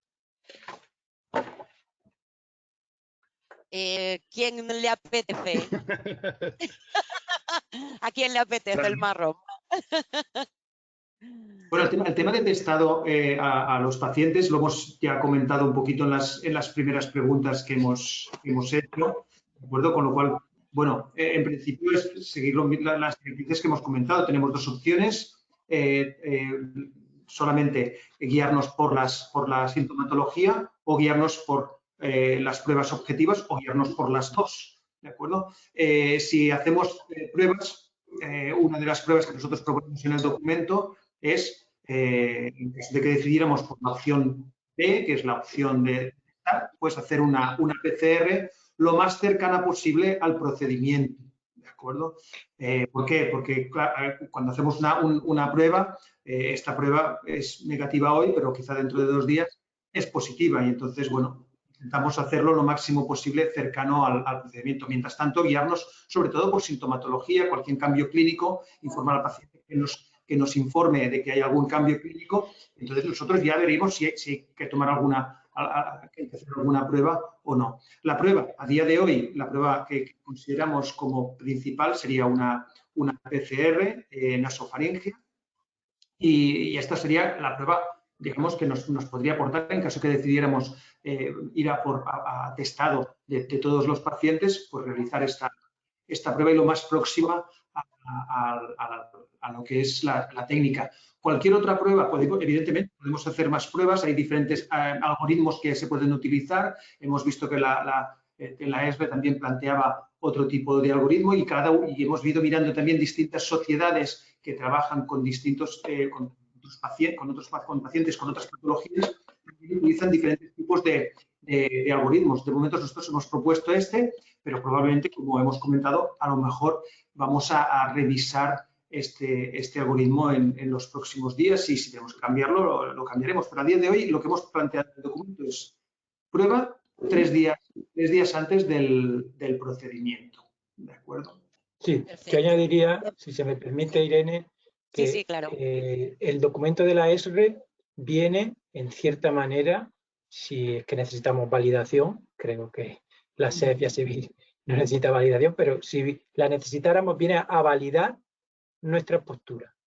De todo lo que acaba de decir Dani, de 2 opciones, entrevista clínica orientada o serología, o prueba de laboratorio. Y eso está avalado a fecha de hoy por la ESRE. También inquieta un poquito que la ESRE, sabéis que ha hecho su comunicado hace un ratito, que permite iniciar tratamientos en pacientes sintomáticas leves. ¿Qué opinamos al respecto? A ver, Antonio Domínguez, por ejemplo, exacto. A ver, yo creo que una paciente sintomática leve, lo primero que es a qué son debidos los síntomas. Es decir, a ver, yo a una paciente sintomática leve lo que le haría una PCR, y si es positiva no le haría nada. Y yo creo que ahí eso está claro. Esto es lo que aparece en el documento y yo creo que eso es lo que tiene lógica. Yo, no, de entrada, si la PCR es negativa, es que puede tener una sintomatología gripal o de otro tipo, pero si es positiva para la PCR, no lo haríamos, ¿no? Y así queda recogido ahí, ¿no? Muy bien, Es que ellos además dicen que si los síntomas son leves, ellos recomiendan confirmar con pruebas. O sea, no es que con síntomas leves se pueda llegar hasta el final, sino que con síntomas leves se inician, pero tienen que hacer las pruebas serológicas pertinentes. Muy bien. También nos dicen que hay, claro, aunque testemos a nuestras pacientes antes de la punción, antes de la transfer, dicen que hay algunos pacientes que son PCR positivos durante mucho tiempo, que si tendríamos que, antes de realizar la criotransferencia, si tendríamos que comprobar la negativización de estas pacientes. Yo creo que sí, yo creo que los dos escenarios donde nosotros hablamos en el documento de que se debería confirmar el estado de no contagiosidad de la paciente, de no viremia, serían antes de la punción y antes de la transferencia. Yo creo que en esos dos escenarios, lo lógico, si están disponibles y tenemos la oportunidad de hacerlas, sería hacer una PCR. Aunque fueran... Visto que en el estudio de Nueva York había hasta un 13% de embarazadas que eran asintomáticas. Probablemente la población general se va a comportar igual. Sí, la pregunta que decía Irene, era de alguien que ya había sido positivo. Yo creo que ahí está clarísimo. Si ya ha sido positivo. Sí, pero lo que nos comentan es que hay algunos pacientes que mantienen la PCR positiva durante mucho tiempo. Sí, porque está claro que si una paciente tiene una PCR positiva, tiene hasta que no, claro. Por tanto, es contagiosa para el personal de la clínica. Hay que intentar no hacer el tratamiento, pero por proteger a nuestro personal y a nosotros mismos. Entonces, yo creo que PCR positiva no se debe continuar. Claro, y volver a testar a la paciente antes de iniciar la criotransfer, antes de programar la criotransferencia. Eso es. También nos preguntan que si podría haber virus en las células de la granulosa. Hemos hablado de ovocitos, de espermatozoides, de embriones, pero ¿células de la granulosa? A ver, yo creo que lo sabremos dentro de 2 semanas o un mes, porque con la velocidad con la que se pueden publicar artículos sin revisión por pares ahora mismo, o sea, la veo como no. Con el SARS y con virus anteriores no se han descrito infecciones de virus en ovarios ni en muchos más tejidos aparte de los respiratorios. Con lo cual, muy probablemente no se puedan encontrar evidencias de virus en el ovario. Entonces, ni en el mismo ovocito ni en granulosa. Pero obviamente es muy difícil demostrar un no. O sea, es algo que no pasa. Entonces, eso nada más que eso lo llevará tiempo y estudios forenses de ovarios de pacientes que hayan fallecido y histopatología que demuestren qué tejidos acaban infectados por el virus y qué tejidos no. Probablemente dentro de 2 meses lo sepamos perfectamente. Creo que aquí, Irene, si me permite, podríamos añadir que la expresión del receptor el ACE, el famoso de la enzima convertidora de angiotensina 2, no quiere decir que haya virus. Expresar este receptor no quiere decir que haya virus, se requieren otras cosas. Se requiere un nivel suficiente de virus que sabemos que no está en sangre, que no llega, que la viremia, el 1% de estos pacientes tienen virus en sangre detectable. Por eso no hay transmisión sanguínea, porque apenas hay en sangre, muy poco. Y si lo hay, no es contagioso. Para que se introduzca en las células tiene que haber otro tipo de expresión. Entonces, todo el follón ha venido cuando modelos bioinformáticos han dicho qué tejidos eran los más probables que podrían estar infectados. Pues esos modelos bioinformáticos dijeron el testículo, el riñón, y todo el mundo creyó a la bioinformática. Y yo creo que una cosa que nos tiene que enseñar esta pandemia es que la bioinformática no es Dios, no, lo que dice la bioinformática no tiene que ir a misa. La bioinformática dijo, hay estos receptores en este tejido, ya está, aquí hay. Y hubo artículos que dijeron que no se hiciera fecundación in vitro, que no se hicieran nada. Hubo artículos que detectaron en embrión, hay en embrión, hay la proteasa, la TMNPSS2, esto es que va a producir malformación. No, que esté no quiere decir que haya. Este es el gran error, que nos estamos creyendo que todo lo que la bioinformática predice es verdad. No. Entonces hay que ir con cuidado y con saber lo que se dice. Y lo que tú has dicho de que hay artículos revisados por pares, que no están revisados por pares. Hay artículos que cuando esto pase se nos caerá la vergüenza de haberlo colgado en una página web por su baja calidad científica, por su baja, y el daño que está haciendo. Muy bien. Bueno, hay un par de preguntas más que son bastante recurrentes y creo que tenemos que nombrarlas, y es que nos dicen que no hemos dicho claramente si hay que testar o no al personal de las clínicas. Insisten, por favor, no habéis comentado qué hay que hacer con el personal. Y luego otra preocupación, hay una gran preocupación y también es bastante recurrente en las preguntas, y es ese 20% de pacientes que por la sintomatología o que son asintomáticas y que no podemos detectar y que son positivas y por lo tanto pueden ser potencialmente contagiosas al resto de pacientes, a nuestro personal, etcétera, y que solamente por una anamnesis o lo que nosotros proponemos en el documento no las podríamos detectar porque pueden pasar como asintomáticas. Entonces la gente tiene miedo de esas pacientes que se nos pueden estar escapando si hacemos solamente una anamnesis de nuestras pacientes. Yo me pido responder esta segunda pregunta. Y la Venga, primera pues se la la dejo a mis primera. La segunda pregunta. Voluntario para la primera también. Íroslo La pensando. segunda pregunta, efectivamente, el que nadie hecho esta pregunta tiene toda la razón. Por eso que existe este riesgo, es por el cual nosotros consideramos un agente biológico y ponemos unos niveles de bioseguridad dependiendo de la actividad que vayamos a hacer.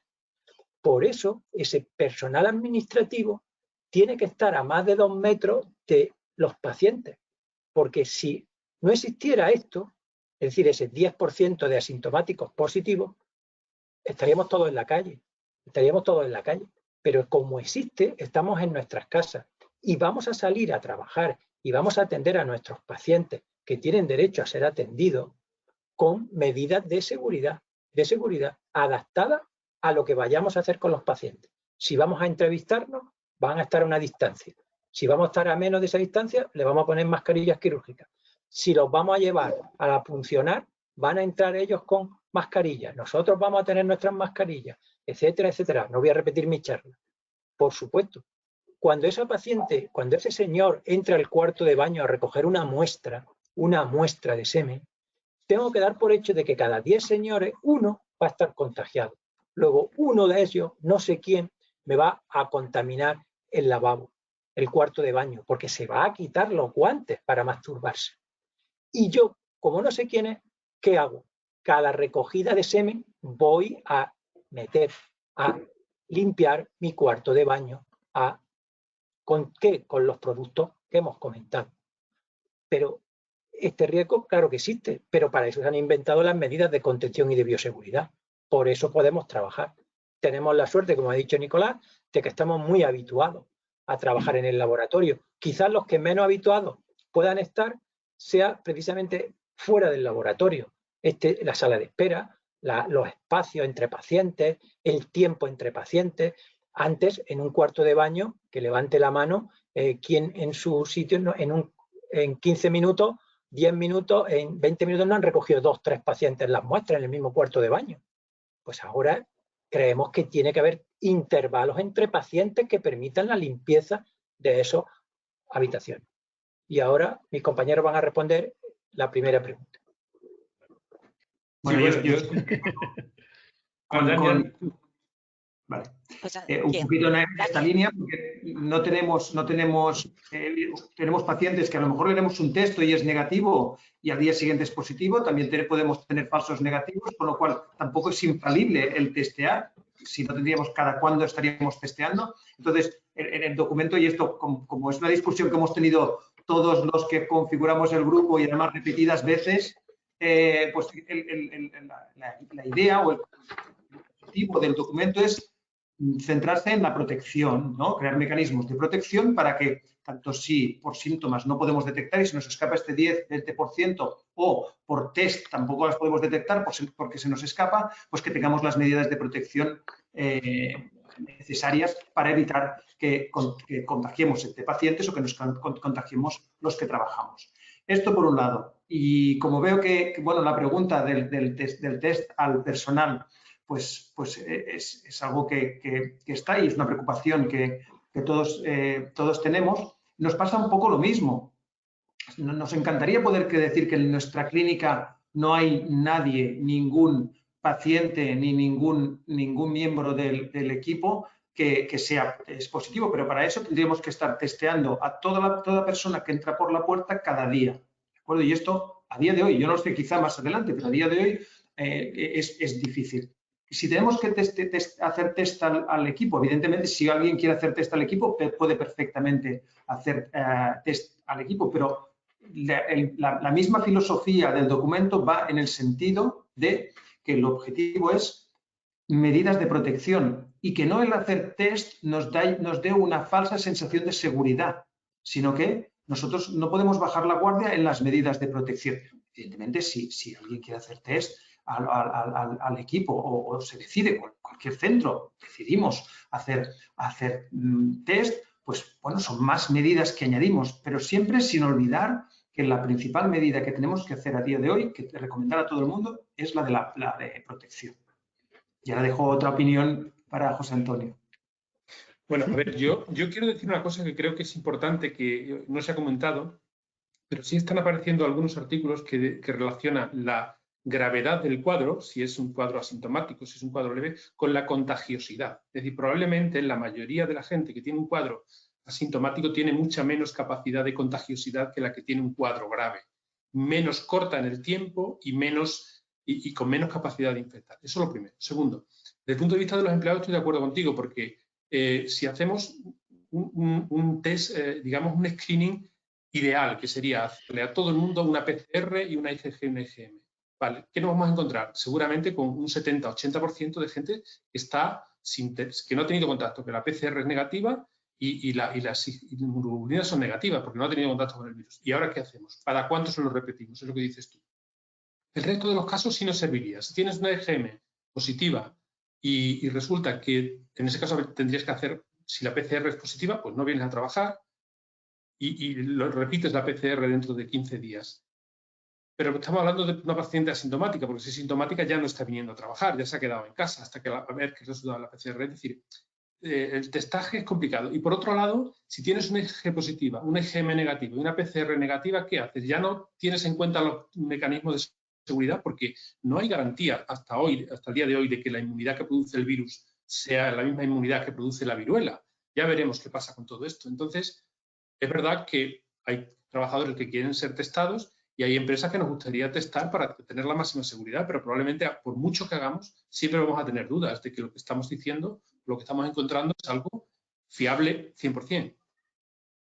Eso es una de las puntualizaciones que nos están haciendo en el chat, eso de que realizar test serológicos podría dar una falsa seguridad, lo cual es peligroso hoy en día hasta que no tengamos más conocimiento de cómo va a evolucionar toda la inmunología de esta enfermedad. Y también nos puntualizan desde Galicia que por favor, Irene, dile que para elaborar equipos de trabajo que sean ya IgG positivo. Creo que volvemos a lo mismo, ¿no? Porque no sabemos dentro de un par de meses ese IgG positivo si lo va a seguir siendo o no. Y tendremos que ir aprendiendo de esta enfermedad un poquito sobre la marcha. Claro, ese es el escenario ideal.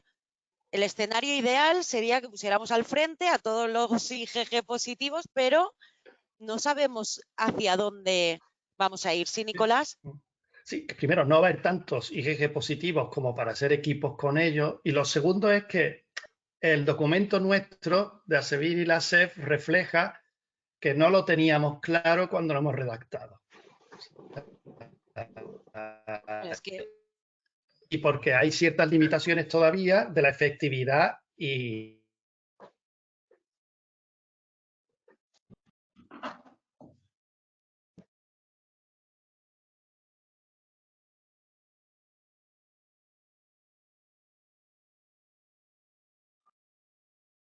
Me he quedado sin oír a Nicolás, Nicolás, no sé si nos oyes, no te oímos.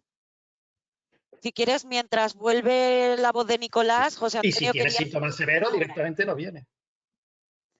Vale. No hemos oído la mitad, Nicolás, lo siento mucho. No hemos oído la mitad, a mitad de Pero no ha discurso nos parecido Bueno, hemos muy quedado interesante. sin básicamente, tu voz.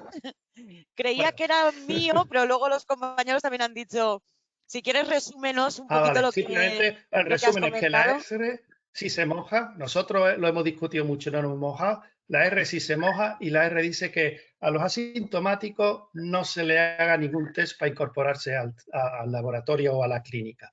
Se hace el test a los que presentan síntomas leves y a eso se le hace el test. Y los que tienen síntomas específicos ya tienen fiebre, que directamente no vengan y vayan a su médico de familia o a su centro de salud.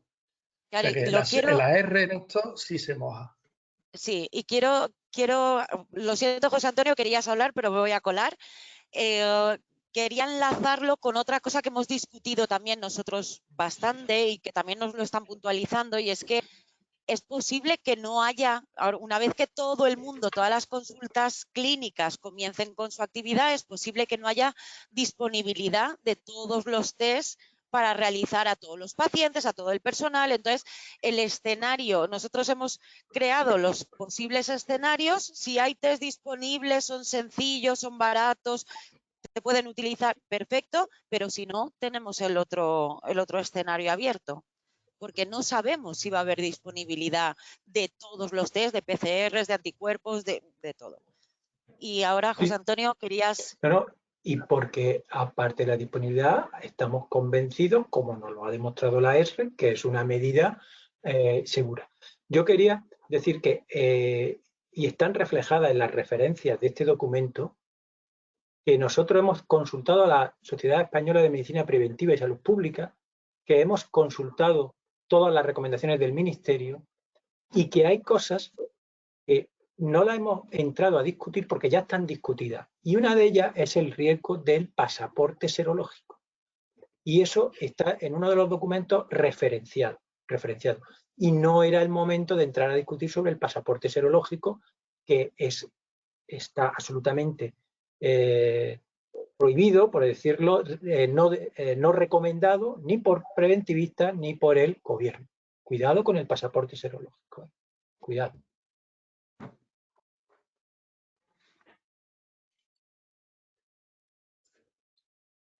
Vale.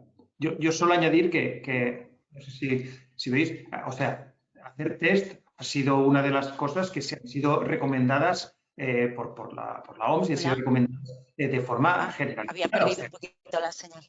Que hacer test, sí creo que además, no sé si por tiempo ya estamos un poco fuera de tiempo, pero solamente que quería incidir en esto, que evidentemente hacer test es algo bueno. Lo que pasa es que es importante que el hacer test no nos quite hacer otras cosas como es seguir con las medidas de protección. Perfecto. Bueno, pues hay otra pregunta que sigue saliendo. Nos vuelven a preguntar por si vamos a crear un modelo de consentimiento informado. Supongo que la gente está bastante preocupada con esto, con si va a quedar reflejado en las historias o no. Y luego, aparte, también si creemos que es el momento de solicitar que los consentimientos informados firmados telemáticamente tengan validez para evitar desplazamientos de pacientes al centro, etcétera.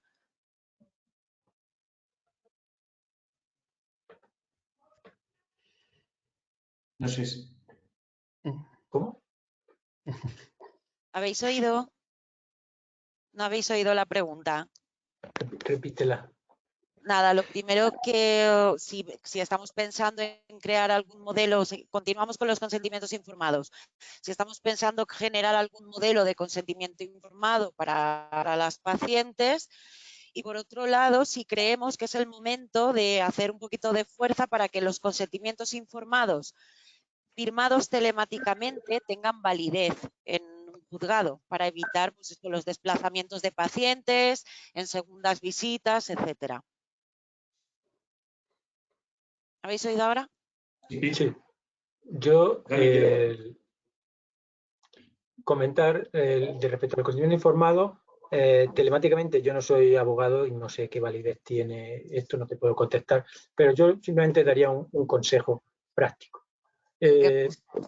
Cuando hablemos de consentimiento informado, yo recomiendo que hagáis un documento aparte específico del SARS, específico del o que lo pongáis en observaciones, porque cualquier modificación que se haga en un consentimiento informado hay que cambiar todo el sistema de calidad.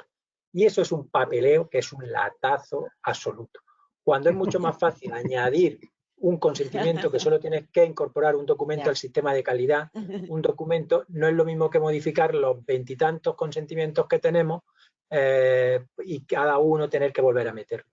Yo el consejo que doy es que se haga un pequeño documento, consentimiento informado, con los aspectos que indicamos muy claramente en el documento que hay que recoger, que son, me han informado de los riesgos, me han informado de los test diagnósticos que hay, me han ofertado estos test diagnósticos y yo tomo la decisión de someterme a esto y de no realizarme lo que me hagan el screening por por triaje, por entrevista clínica orientada. Es decir, me han informado de todo y yo tomo esta decisión. Y queda recogido en la historia y queda recogido en el consentimiento informado.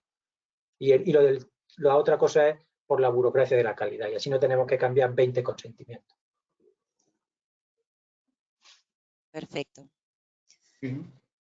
Bueno, pues yo creo que, bueno, es un poquito las mismas preguntas. Ahí nos están preguntando, supongo que porque se acerca la hora de que vayamos terminando con esta sesión, que cuándo podemos iniciar los tratamientos.